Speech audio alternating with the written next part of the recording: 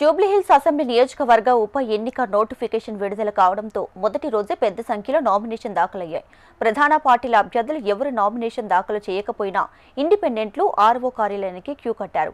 ఈ నెల 21వ తేదీ వరకు నామినేషన్లకు స్వీకరించనున్నారు. దీంతో పెద్ద సంఖ్యలో నామినేషన్లు దాఖలయ్యే అవకాశాలు కనిపిస్తున్నాయి.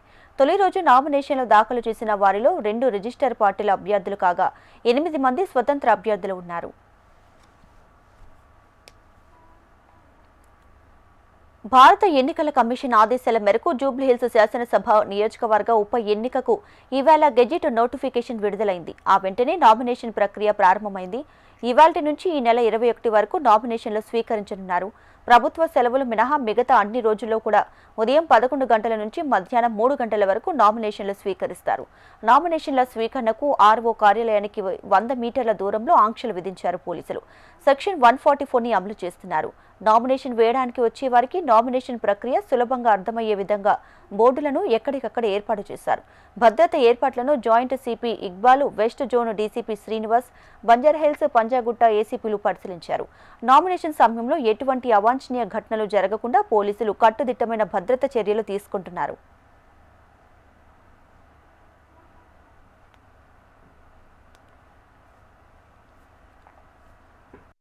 జూబ్లీహిల్స్ కాన్స్టిట్యుయెన్సీ బైపోల్ గురించి ఈ నామినేషన్ సెంటర్ దగ్గర పోలీస్ కి సంబంధించిన అన్ని ఏర్పాట్లు చేయడం జరిగింది. ఇది మనకి మెయిన్ రోడ్ ఫేస్ చేసి ఉండటంతో మేజర్ గా ట్రాఫిక్ అరేంజ్మెంట్స్ కూడా ట్రాఫిక్ వింగ్ నుంచి చేశారు. ఇక్కడ 100 మీటర్స్ ముందు ఒక లైన్ వేయటం, తర్వాత అక్కడ రిస్ట్రిక్టెడ్ ఏరియా ఏదైతే ఉందో దాన్ని డిమార్కేట్ చేయటం, అక్కడ పోలీస్ డిప్లాయ్మెంట్ కూడా ఉంది. ఎవరైనా క్యాండిడేట్స్ వచ్చి నామినేషన్ వేయదలుచుకున్నప్పుడు అక్కడ 5 మెంబర్స్ మాత్రమే దీంట్లోకి ఎంట్రీ ఉంటుంది. అలాంగ్ విత్ ద క్యాండిడేట్ మిగతా వాళ్ళందరూ కూడా ఎవరైతే వాళ్ళతో కలిసి వస్తారో వాళ్ళు 100 మీటర్స్ బయటనే ఉండాల్సి వస్తుంది. అది కూడా వాళ్ళకి క్యాండిడేట్స్కి ఐడియా ఉంటుంది. ఎందుకంటే ఇప్పుడు ఆర్ఓ గారు వాళ్ళందరికీ కూడా పబ్లిక్లో పేపర్ నోటిఫికేషన్ కూడా ఇచ్చారు కాబట్టి దీని చుట్టుపక్కల పెరిమీటర్లో ప్లస్ ఏదైతే ఎలక్షన్ కమిషన్ నామ్స్ ప్రకారం ఆర్ఓ గారి రిక్విజిషన్ ప్రకారం కావాల్సిన గార్డ్ కానీ అదర్ ఏర్పాట్లు చేశాం. ఇక్కడంతా పీస్ఫుల్గా ఉండడానికి కావాల్సిన ఏర్పాట్లన్నీ చేయడం జరిగింది.